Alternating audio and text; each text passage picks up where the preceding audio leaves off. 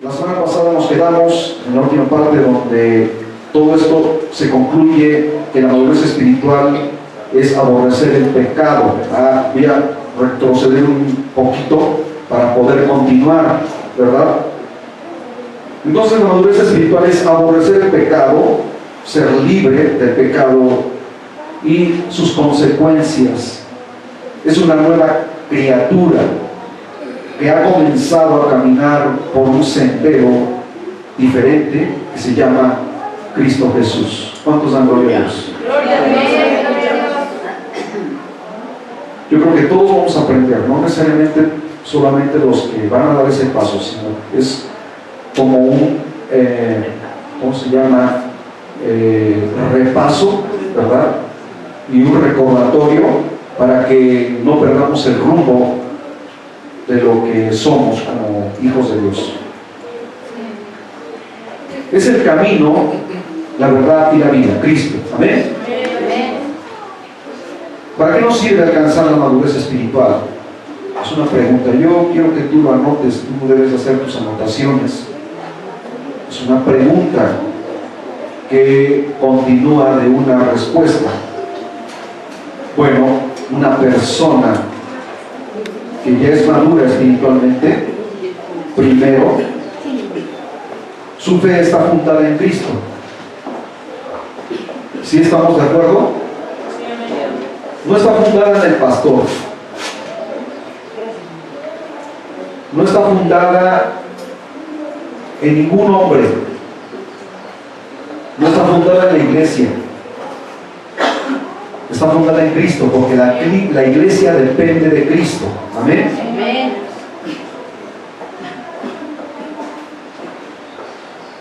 Él es el autor y consumador de la fe. Él es el autor. ¿Lo pueden repetir conmigo? Jesús es el autor y consumador de la fe. Bendito sea su santo nombre. Colosenses capítulo 2, versículo 6, es donde se encuentra esa porción bíblica. Si ha recibido a Cristo, anda y camina con Cristo. Amén. Amén. ¿Cuántos glorifican el nombre del Señor?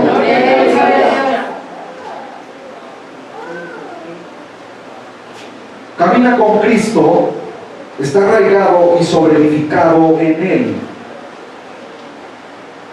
Así como fue instruido, enseñado y cimentado en la palabra, abunda en acciones de gracias, o en acciones de gracia, es decir, sirviendo a los demás.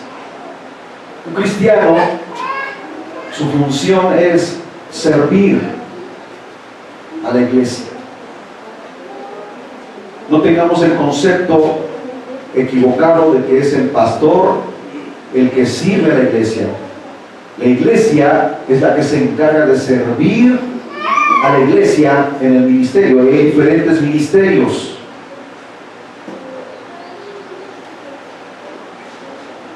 Sirviendo a los demás. ¿Cómo tú sirves a los demás?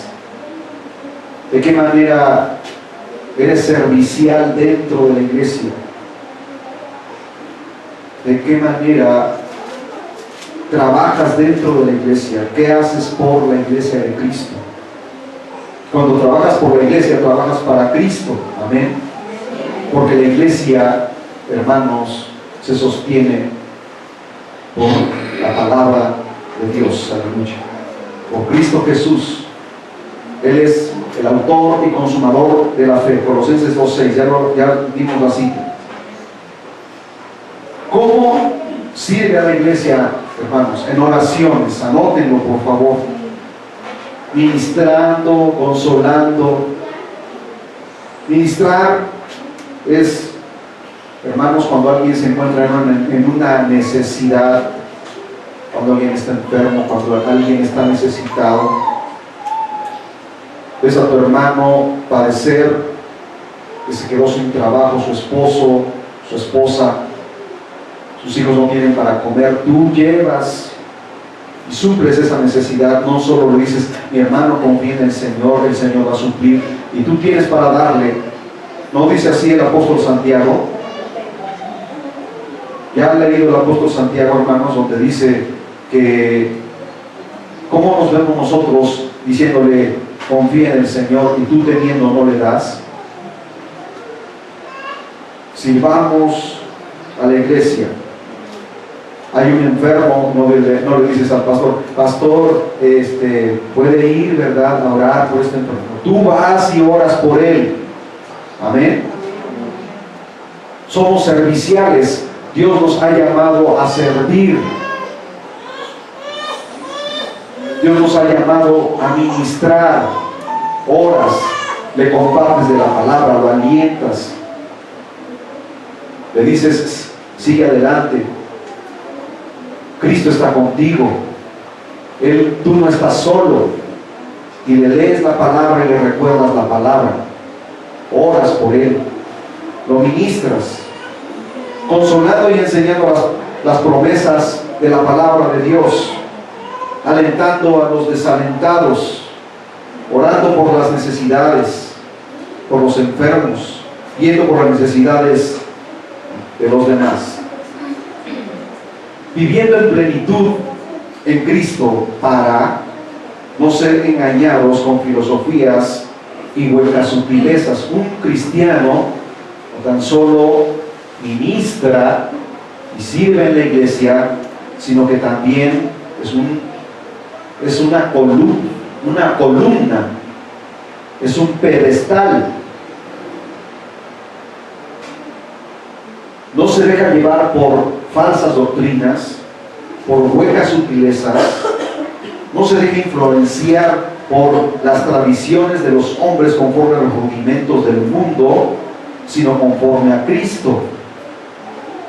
No le pone atención a cualquiera que venga y le toque la puerta y se deja llevar por doctrinas, porque sabe en quién ha creído, sabe en dónde está fundamentada su fe. ¿Sí están poniendo atención, verdad? No es un cristiano endeble que con cualquier situación se tambalea. Imagínense que las traves, los castillos de esta edificación fueran flexibles. Ya se nos hubiese venido encima desde hace mucho tiempo este edificio, esta construcción. Pero tienen que estar firmes, tienen que tener una fortaleza interna. Tú no levantas un castillo nada más de puro cemento, le tienes que poner una estructura de metal interna para que esa la haga más fuerte. La palabra de Dios, hermanos, es esa fortaleza interna por la cual cuando vienen los ataques, las luchas, las tribulaciones, tú permaneces fiel a la palabra. Tú no te me doblas, no te me inclinas ni atrás, ni adelante, ni a la derecha, ni a la izquierda. Permaneces firme. En el cristiano maduro habita corporalmente toda la plenitud de la deidad. Lo voy a volver a repetir. En el cristiano maduro habita corporalmente toda la plenitud de la deidad. Está completo en Cristo. No anda buscando aquí y allá a ver en dónde le complementan esa doctrina, porque la recibe en la iglesia y la estudia en su casa constantemente y la refuerza en la oración. ¿Qué dice Romanos 12:12? ¿Cómo dice? Gozosos en la esperanza, sufridos en la tribulación, constantes en la oración. Eso no lo escribió Pablo así nada más porque se oye bonito y se oye como en rima, como en verso. No, tiene un cimiento, tiene una raíz profunda. Arranca un árbol. ¿Puedes arrancar un árbol? No puedes, porque tiene raíces profundas. Así somos nosotros, hermanos. Vean ustedes aquellas palmeras en la costa cuando soplan los ciclones. Cualquier otro árbol común son arrastrados y aventados a no sé cuántos kilómetros. Son levantados, hermanos, por el viento. Pero ¿qué hacen las palmeras? Solamente se inclinan ante la tempestad, ante el flujo y el poder del viento.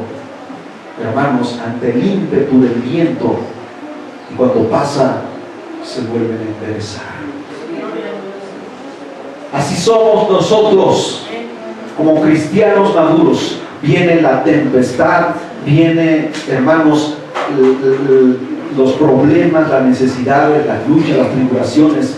Te doblas, pero no te quiebras ni eres desarraigado, porque estás arraigado en Cristo Jesús, en la palabra de Dios. Bendito sea el Señor para siempre. Yo quiero decirles, hermanos, cuando tú tomas esa decisión de dar ese paso de obediencia, vienen los ataques, vienen las luchas, vienen los problemas, vienen las necesidades. El diablo no quiere que tú des ese paso de obediencia. Y vas a sufrir situaciones en las que incluso hasta en tu misma familia el diablo los va a utilizar para que tú desistas. Problemas de cualquier situación o problemas de cualquier índole. El diablo no quiere que tú des ese paso. Pero en el nombre de Jesús, todo lo puedo en Cristo que me fortalece.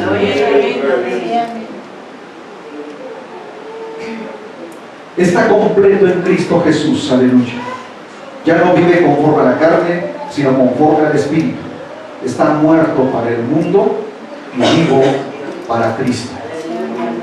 El apóstol Pablo dice, porque ya no vivo yo, mas vive Cristo en mí, y lo que ahora vivo en la carne, lo vivo también en la fe del Hijo de Dios, que se entregó a sí mismo por mí. Aleluya.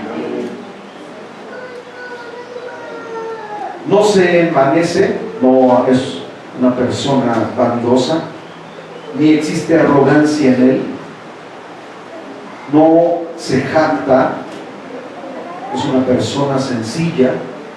Jesucristo fue un hombre sencillo, humilde. Dice, aprended de mí que soy manso y humilde de corazón. No se nutre y se conforta constantemente, se nutre y se conforta constantemente en la palabra.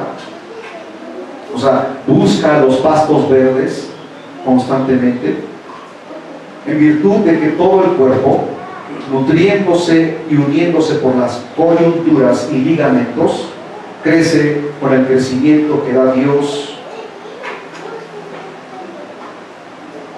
El apóstol Pablo en Colosenses capítulo 1, versículos del 7 al 14, da una cátedra de cómo debe ser la nueva personalidad de un cristiano maduro, apto para toda buena obra. Vayamos a esa parte de la Biblia.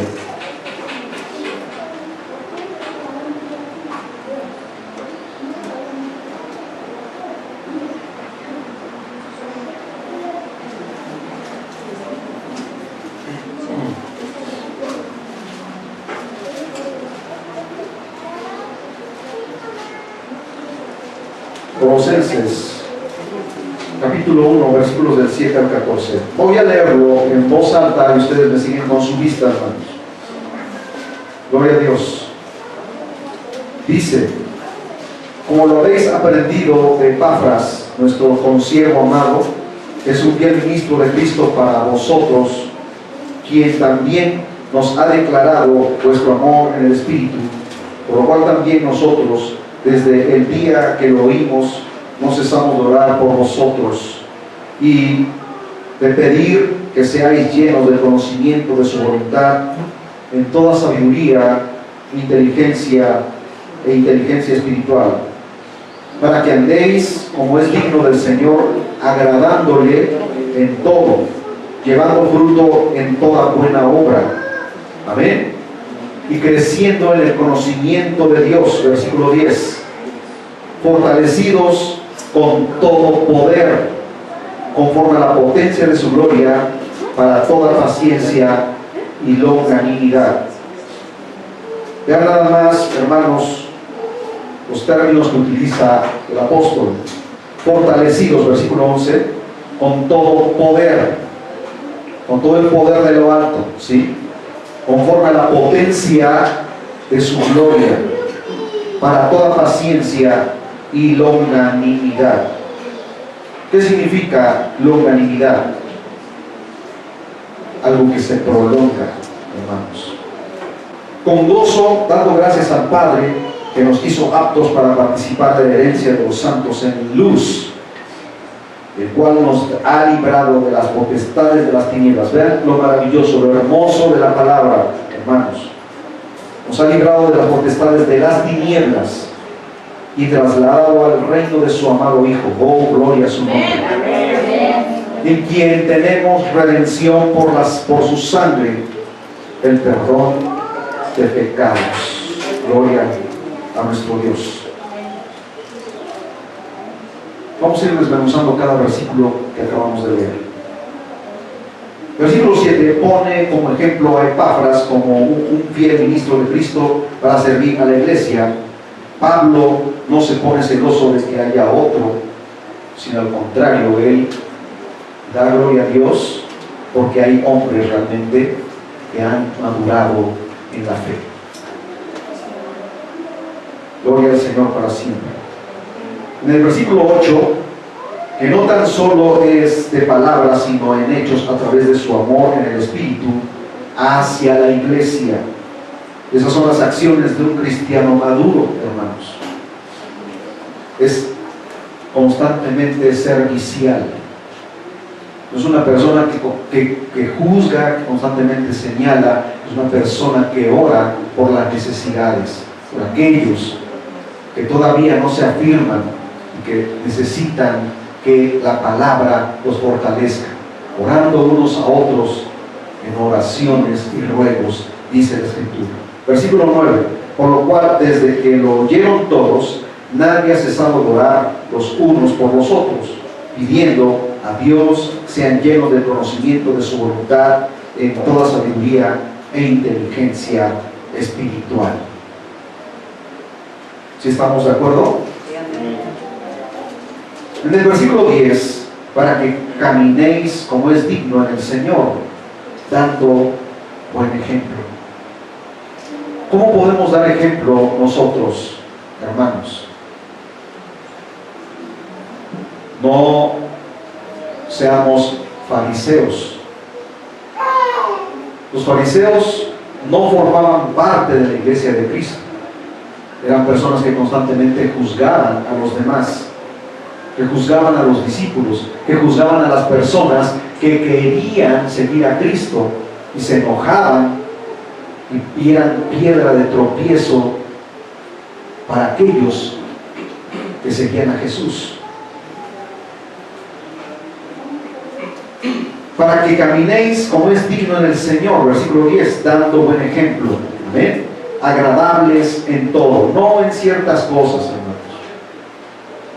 Dice 1 Corintios capítulo 13 y habla del amor, ¿sí? No podemos nosotros decir que amamos a Dios y aborrecemos a nuestro hermano, porque ¿cómo puedes amar a Dios que no has visto jamás y a tu hermano que ves aborrecerlo? El que no ama, dice la Escritura, no conoce a Dios, porque Dios es amor. Entonces, tenemos que amar pese a toda circunstancia, si queremos realmente agradar a Dios en todo. Bendito sea su santo nombre. Llevando fruto en toda buena obra. No dice en algunas obras, sino en toda buena obra. Es decir, siendo servicial siempre en todos los aspectos. Tú no le predicas nada más a una persona porque te cae bien y al otro ese no, porque ese no me agrada, esa persona no me cae bien. ¿A Dios le agrada eso? ¿Verdad que no? Entonces, dice la palabra, llevando fruto en toda buena obra. ¿Cómo queremos que la gente se convierta a Cristo? ¿Cómo queremos dar buen ejemplo? ¿Cómo queremos predicar la palabra si no somos ejemplo? Dios nos está observando, Dios nos está mirando, y Él se entristece de nuestro comportamiento. Cuando Él ve que con nuestras manos levantadas y nuestra boca glorificamos a Dios, pero con esta boca con la que glorificamos a Dios, con esta misma boca maldecimos a los hombres y a nuestros semejantes, y los miramos con resentimiento. ¿Queremos ser ejemplo, hermanos? Cambiemos nuestra actitud. A Dios no le agradan esas cosas. Creciendo cada día en la sabiduría de Dios. Versículo 11. Fortalecidos. Amén. Con todo poder en la palabra, conforme a la potencia de la gloria de Dios, siendo pacientes y humildes siempre. Humildad. Dice el Señor en su palabra que el que quiera ser mayor en el reino de los cielos tiene que servir aquí en la tierra a sus hermanos. Tiene que demostrar esa humildad. Versículo 12. Gozando siempre en el Padre, agradeciendo que nos permitió disfrutar de la herencia de los santos que viven en luz.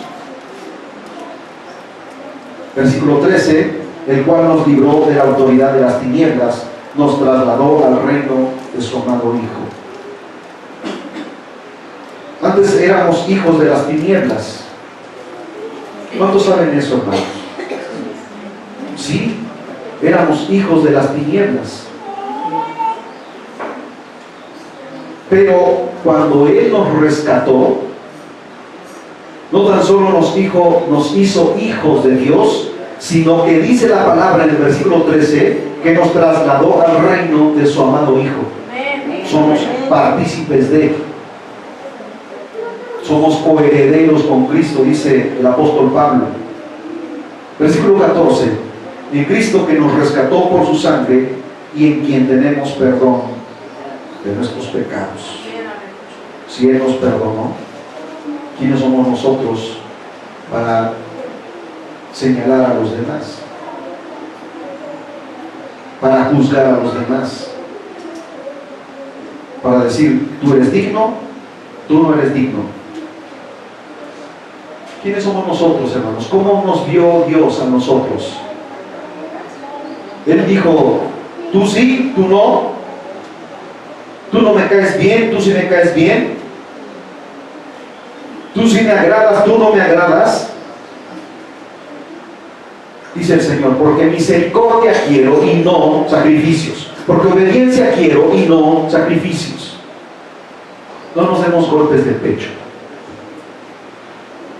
Seamos leales a Dios, seamos humildes ante Él y seamos humildes con nuestros hermanos. Bendito sea el Señor. En el libro de los Gálatas, capítulo 5, versículos 16 al 23. Gloria a Dios.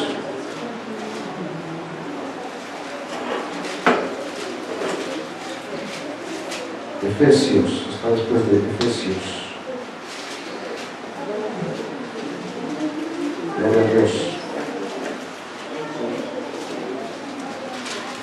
Perdón, está antes de Efesios, capítulo 5, versículos 16 al 23. Lo voy a leer, hermanos. Dice, digo pues, andad en el Espíritu y no satisfagáis los deseos de la carne, porque el deseo de la carne es contra el Espíritu y el Espíritu es contra la carne, y estos se oponen entre sí para que no hagáis lo que quisierais. Pero si sois guiados por el Espíritu, no estéis bajo la ley.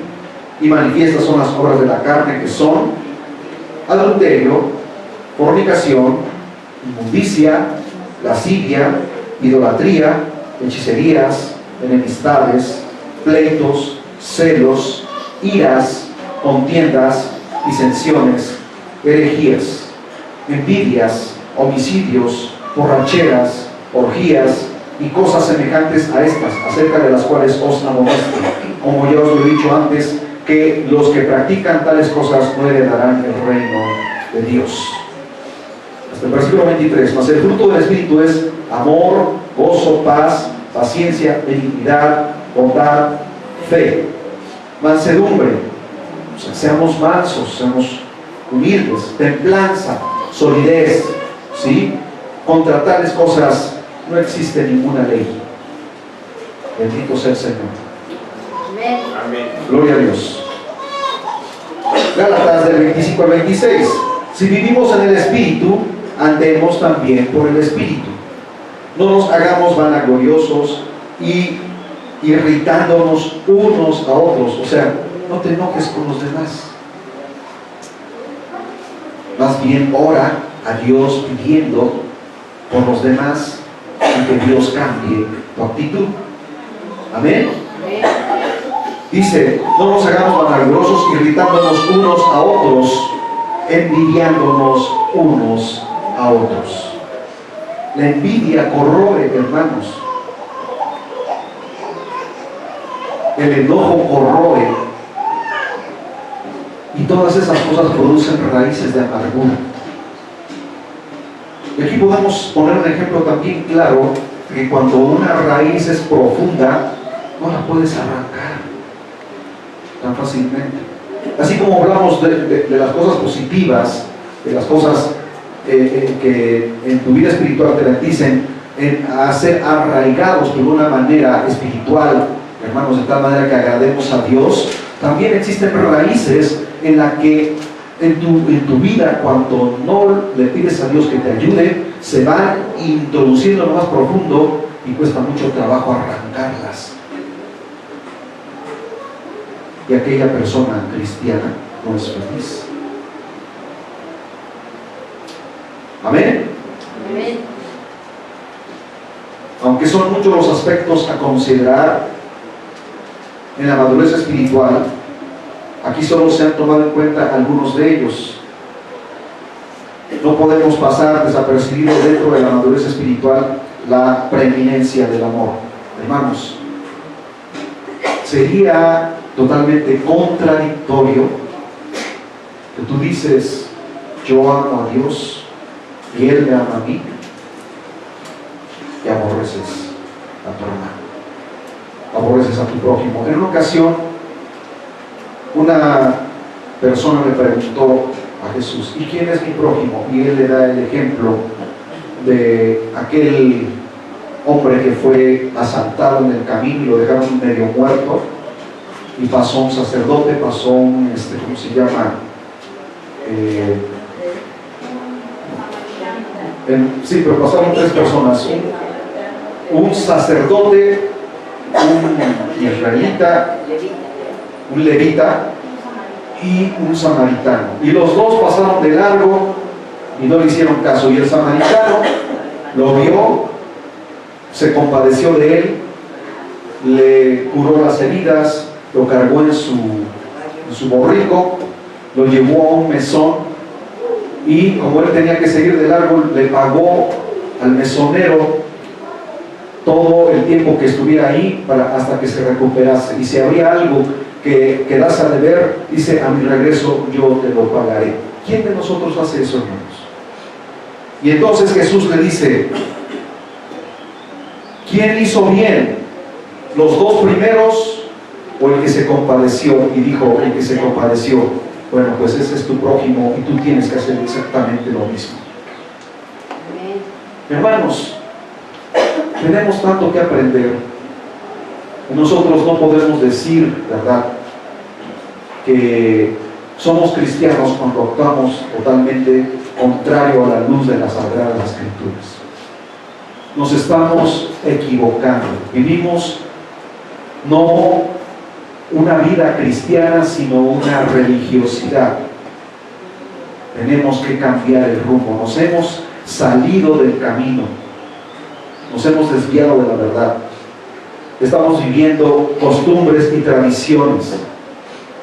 El diablo quiere que vivas en esas costumbres y tradicionalismo.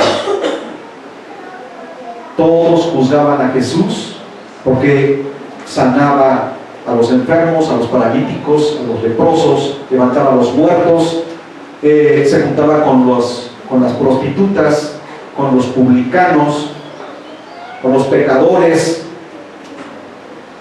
y los fariseos lo señalaban y lo juzgaban. ¿Y en qué nos hemos convertido nosotros? ¿Somos verdaderos hijos de Dios? ¿Vivimos realmente una vida espiritual?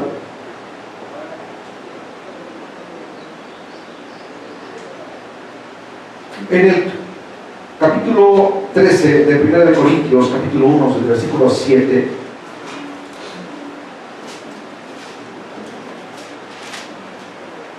dice: si yo hablase lenguas humanas y angélicas y no tengo amor, vengo a ser como metal que resuena y címbalo que retiñe. O sea, alardeo, pues, o sea, digo aquí y allá, pero a la mera hora, hermanos, no estoy manifestando realmente los frutos del Espíritu, el cual ya leímos anteriormente, ¿sí? Y si tuviese profecía y entendiese todos los misterios y toda ciencia, y si tuviese toda la fe, de tal manera que trasladase los montes, y no tengo amor, nada soy. O sea, ¿de qué me sirve tener todas esas cosas si no amo a mi prójimo? No importando lo que sea. Y si repartiese todos mis bienes para dar de comer a los pobres, y si entregase mi cuerpo para ser quemado y no tengo amor, de nada me sirve. El amor es sufrido, el amor es benigno, el amor no tiene envidia, el amor no es jactancioso, no se envanece, no hace nada indebido. O sea, no hagamos cosas que a Dios no le agradan. No sé a dónde vamos. No hace nada indebido, no busca lo suyo, no se irrita, no guarda rencor, no se goza de la injusticia, mas se goza de la verdad. Todo lo sufre, todo lo cree, todo lo espera, todo lo soporta. Es, hermanos, una ironía que nosotros nos digamos ser cristianos y no practicamos lo que dice la palabra de Dios. Entonces somos simplemente gente religiosa. Pablo concluye magistralmente en 1 Corintios capítulo 13, versículo 13. Vayamos a esa parte de la Biblia, que hay tres aspectos de suma importancia en la madurez del cristiano, que es la fe, la esperanza y el amor. Pero de estos tres, el mayor de ellos es el amor. O sea, tú puedes tener fe, puedes tener esperanza,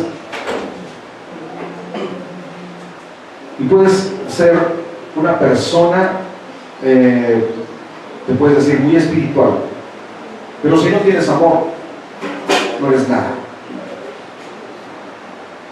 Si no tienes compasión por los demás, no eres nada. Has perdido tu tiempo durante todos esos años que has vivido diciéndote ser cristiano. Porque dice, pero de estos tres, el mayor de ellos es el amor. Yo tengo mucha fe. Yo tengo el don de la sanidad. Pues dice acá que si aún dieses tu vida para ser quemada en el fuego y no tienes amor, de nada te sirve todo lo demás. Relaciones en la iglesia están totalmente ligadas a lo que Pablo explica sobre el amor. En la carta de Pablo a Tito enseña que la iglesia está relacionada con diversos grupos. Los cristianos adultos, enseñando y siendo ejemplo a los hombres y mujeres jóvenes. Los adultos nos debemos ocupar de enseñar a los jóvenes. Las mujeres, que son madres de familia, enseñar a las jovencitas cuál debe ser su comportamiento, para que algún día, cuando lleguen a formar una familia, sean mujeres que agradan a su marido y que agradan a Dios. Que le debes enseñar a la jovencita que tiene que orar a Dios para que Dios le dé su marido. No andar buscando a ver aquí a quién le tiro el ojo, y donde pongo el ojo pongo la bala. Tú que tienes señoritas en tu casa, tienes que orar por tus hijas. Que tienes jóvenes en tu casa, tienes que orar por tus jóvenes, para que Dios les dé una esposa, para que Dios les ponga un hombre temeroso de Dios y apartado del mal y del pecado. Amén. Amén. Y no juzgar a los demás por sus apariencias, sino ser verdaderamente hijos de Dios en toda verdad y justicia, agradando a Dios, hermanos, en toda buena obra. Si estamos entendiendo, no les estoy hablando en náhuatl, no les estoy hablando en inglés, no les estoy hablando en alemán, les estoy hablando en español. Y todos entendemos aquí la lengua española, el castellano, que nos trajeron los españoles. Esa es la lengua que nosotros hablamos. Y la palabra de Dios se les está predicando en el idioma que ustedes entienden, para que seamos agradables a Dios en todos los aspectos de nuestra vida. Así que, candidatos a bajar las aguas del bautismo, son muchas cosas que tenemos que aprender, y los que ya han sido bautizados, reafirmar para dar ese paso de obediencia. Que no venimos aquí solamente, hermanos, a pararnos, a sentarnos, inclinar tu rostro, levantar las manos, cantar, escuchar la palabra. Tenemos que servir. ¿Quién de ustedes alguna vez le ha dicho a la hermana Jocabet, mi esposa: hermana, hoy yo voy a llegar temprano, le hable por teléfono y le diga: hermana, el próximo domingo yo voy a llegar temprano para acomodar las sillas, voy a limpiar los muebles? Ustedes cuando llegan aquí ya está todo servido, hermanos. Pero ¿quién de ustedes dice: hermana, yo voy a lavar el baño? Ay, no, ¿por qué? Pues, ahí entra todo el mundo, yo porque voy a meter la mano ahí en la taza para limpiar la taza.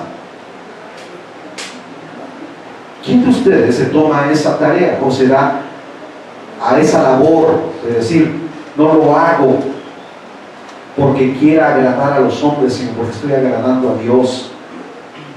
Hermano, yo voy a tomar ese ministerio de estar orando por la iglesia, de estar orando por el pastor para que esta iglesia crezca. ¿Cuántos dicen: hoy nos proponemos ayunar en el transcurso de esta semana? ¿Usted conforme solamente con ser una persona que asiste cada domingo a la iglesia? Hay tareas, hermanos, que hacer. Hay responsabilidades que tenemos que hacer.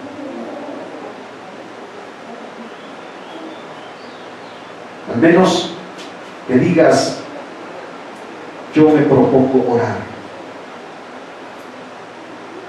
yo me propongo ayunar,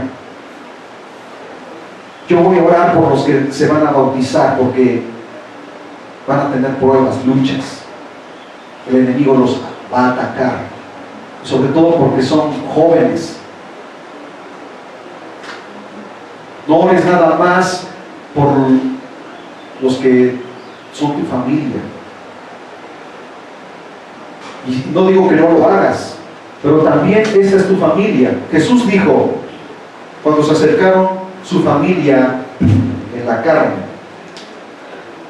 Jesús, allá te busca tu mamá y tus hermanos. Y les dice Jesús, así como dándoles a entender: ¿cuál es mi prioridad? ¿Cuál es mi prioridad? ¿Quiénes son mi verdadera familia? Los que hacen la voluntad de mi Padre. Esa es mi madre y mi hermano y hermana. Amén. Esa es mi familia. Tenemos, hermanos, que aprender. Tápate un oído para que te entre por acá y no te salga por el otro. No seamos como esas maquinitas que les depositas la moneda y lejos que se quede adentro, se sale y la tienes que agarrar nuevamente, la depositas y se vuelve a salir. No seamos ese tipo de maquinitas, hermanos. Sea aquel que recibe y se queda aquí adentro, pero no solo para que lo tengas como adorno, sino para que lo practiques día a día. Si bendecimos a Dios, hermanos, glorificamos su nombre, le damos gracias a Dios.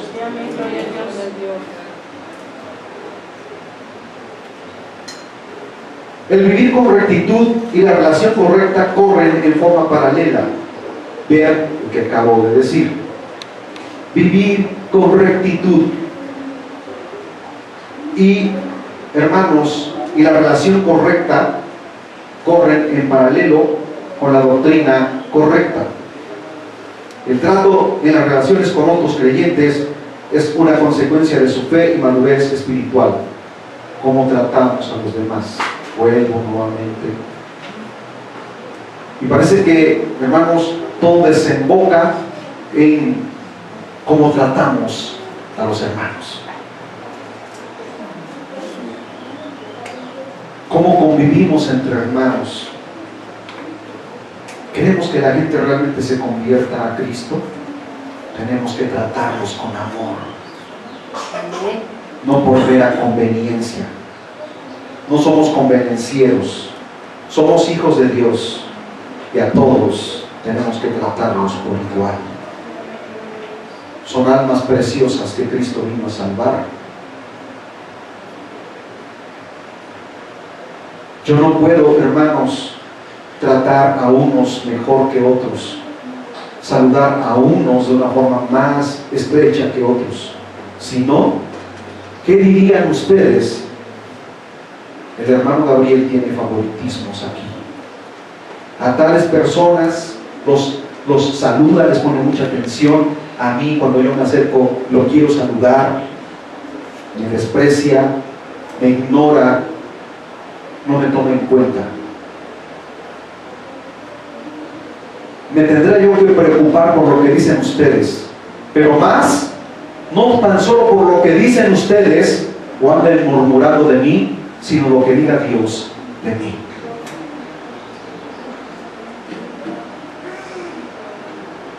Me preocuparía más por lo que Dios piense de mí y lo que diga de mí. Porque me puedo llevar, hermanos, la gran sorpresa de mi vida. En aquel día el Señor me repruebe y me diga: nunca os conocí, obradores de iniquidad. Esas palabras son muy fuertes y muy duras, pero se van a escuchar cuando Él hable y diga: nunca os conocí. Algunos nos remorderá nuestra conciencia, lloraremos y lamentaremos, pero ya no habrá remedio. Ya no podrás retroceder en el tiempo para volver a empezar de nuevo. Como regresando la cinta, ¿se acuerdan de los cassettes? El que querías escuchar una canción, regresabas la cinta y la volvías a escuchar de nuevo. La que te gustaba y la volvías a regresar y la volvías a escuchar de nuevo. Nuestras vidas no son así. No somos una cinta de cassette en la que podemos retrocederla o valga la redundancia, darle reversa y volver a empezar. Lo que está hecho ya. No lo puedes enmendar. Pero sí poner un punto en el decir: basta ya, de aquí en adelante quiero ser diferente. Amén. Quiero ser una persona que dé ejemplo. Quiero ser una persona que agrade a Dios, no en ciertas cosas, sino en todo, dice la Escritura. Lo acabamos de leer. Aleluya. Gloria a Dios. Dentro de la madurez espiritual se encuentra el carácter espiritual. Esto es muy importante. Dentro de la madurez espiritual se encuentra el carácter espiritual que Dios constantemente va moldeando en nuestras vidas. ¿Cuáles son ellas? responsabilidad mantener orden y disciplina. Tenemos que ser como cristianos gente disciplinada, hermanos. Yo quisiera que todos fuésemos así. Por eso el mexicano está como está. Y otros países nos juzgan porque somos indisciplinados. Un alemán, cuando dice a tal hora, llega 5 o 10 minutos antes al lugar en donde lo citaron, al trabajo. Pero tú estás acostumbrado a llegar no 10 minutos antes, sino 10, 15 minutos después. Y le pides a Dios y Dios no te bendice porque no eres una persona disciplinada. No te comprometes con Dios. Pero si quieres que Dios te bendiga, si quieres que Dios te oiga, si quieres que Dios te escuche, si quieres que Dios te responda a tus necesidades, pero no haces un compromiso con Dios, no buscas a Dios, no te haces responsable ni de tu propia vida.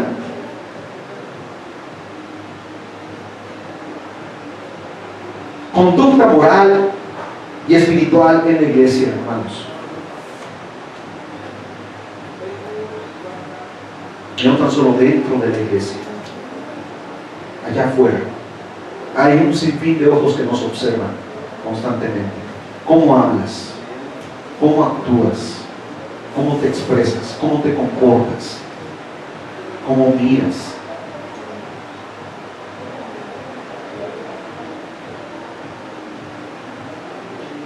Nos deberíamos preocupar no tan solo por las personas que nos observan, sino porque Dios está allá arriba y Él constantemente nos está mirando. A Él no le podemos esconder absolutamente nada, hermanos.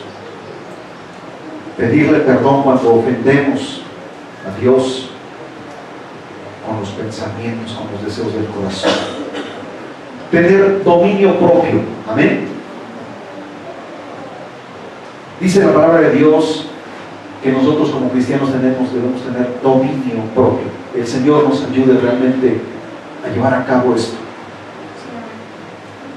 La otra es aptitud moral y espiritual. No estoy diciendo actitud con C, sino aptitud con P. Aptitud, de ser aptos. Todos tienen la actitud, pero no todos tienen la aptitud. Sí estamos de acuerdo en eso, ¿verdad? Alguien puede decir, yo quisiera ser como el pastor Gabriel, yo quiero predicar la palabra, pero no tienes la aptitud. Tienes la actitud, tienes el deseo, pero no tienes la aptitud. Y eso no quiere decir que ninguno de ustedes lo pueda hacer, pero Dios es el que da, hermanos. Y le tenemos que decir a él, Señor, dime, ¿de qué manera te puedo servir dentro de la iglesia? No todos pueden, dice el apóstol Pablo, el cuerpo está distribuido en extremidades, los brazos, las piernas, las orejas, los ojos, la nariz, una boca. No todo el cuerpo son orejas, no todo el cuerpo son nariz, no todo el cuerpo son boca, porque cada una de ellas dentro del cuerpo fueron colocadas por Dios para una función específica. Amén. Entonces, no todos pueden ser pastores, no todos pueden ser, misioneros, evangelistas, pero sí Dios nos delega ciertas responsabilidades, ciertos dones, ¿verdad? Y esas son las que nosotros tenemos que pedir a Dios en oración y decirle, Señor, ayúdame, dime de qué manera te puedo servir en mi iglesia. Amén. Tener un carácter cristiano. ¿Cuál es el carácter cristiano? El iracundo, el gritón, el respondón, el insultador. ¿Verdad que no? Tenemos que ser, hermanos, humildes. Humildes. Por último, lo que dices con tus palabras lo demuestras con tus hechos. No podemos nosotros hablar, bla, bla, bla, bla, mucha palabrería, y en nuestras acciones que la gente diga, mentira. Por eso hay mucha gente que critica al cristianismo, critica a los evangélicos. Yo me he topado con mucha gente que dice: los cristianos son hipócritas, porque yo conozco incluso pastores que predican en una iglesia y andan con 2 o 3 mujeres, van y se meten a los antros, se meten a los moteles a escondidas de su esposa, le gritan a su esposa, son borrachos, son iracundos, maltratan a sus hijos. Y luego tú vas y le predicas y dices: oiga, pero pues, ¿cómo son? No entiendo, porque yo conozco un pastor, conozco a familias cristianas que dicen que son cristianas, se congregan en una iglesia, y usted aquí me habla de que pues tenemos que hacer todo lo que la palabra de Dios dice, que el pecado ya quedó atrás, nuestras vidas son diferentes. No entiendo. ¿Cómo quiere que yo me convierta si aquella persona que se dice cristiana no me pone el ejemplo? Dice el Señor, hermanos: hay de aquellos que no creen ni dejan que otros crean. Hay de aquellos que son piedra de tropiezo para cada uno de estos, por sus acciones, por sus actitudes. Que Dios tenga misericordia de nosotros. Amén.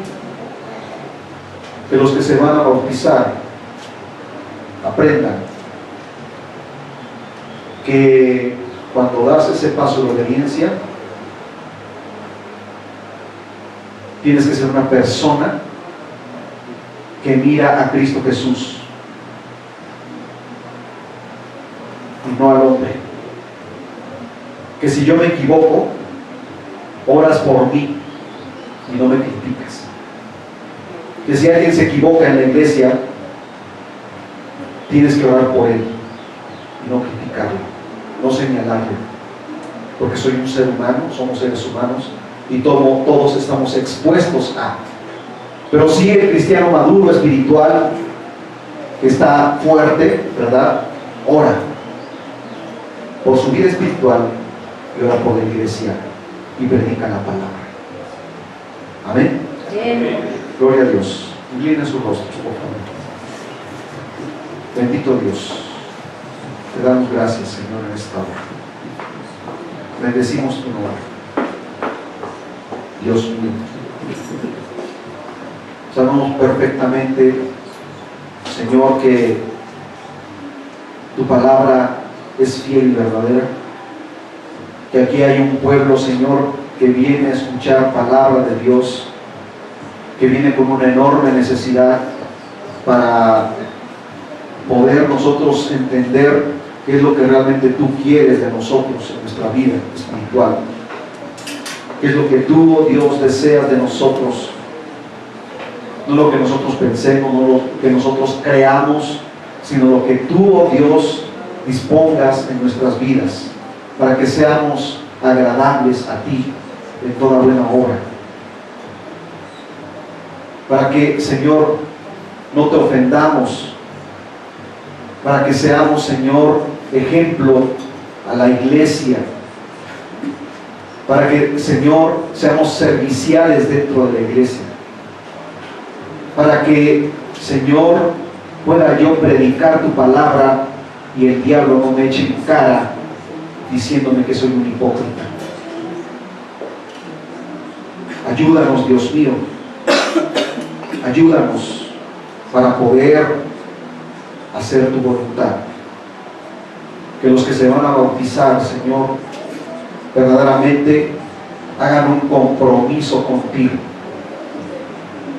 que se comprometan contigo de una manera firme, leal, fiel, verdadera, no mirando hacia atrás, sino mirando siempre hacia adelante, poniendo la mirada en Cristo Jesús, que es el premio de nuestra soberana vocación. Bendito eres para siempre, Señor. Aleluya. Gracias, Dios Todopoderoso. Amén.